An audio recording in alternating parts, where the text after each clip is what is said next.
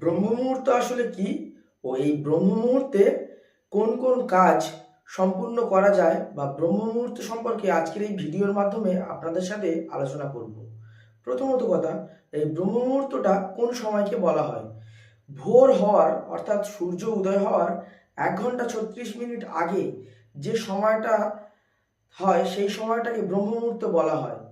এই ব্রহ্ম মুহূর্ত রাত 3টের পর 3:30 পর এই ব্রহ্ম মুহূর্ত শুরু হয়ে যায়। এই ব্রহ্ম মুহূর্ত যদি আপনি জপ ধ্যান বা এই ব্রহ্ম মুহূর্তে উঠে যদি আপনি ঈশ্বরের আরাধনা মেডিটেশন এগুলো যদি করেন, তাহলে খুব সহজেই আপনার এই ঈশ্বরের কৃপা লাভ হয় অতি সহজে, বা আপনি এই জিনিসগুলো খুব সহজেই উপলব্ধি করতে পারবেন। যে কোনো মন্ত্র আপনি ব্রহ্ম মুহূর্তে উঠে জপ করুন না কেন, সেই মন্ত্রের খুবই শীঘ্রই সেই মন্ত্রের ফল লাভ করা যায়।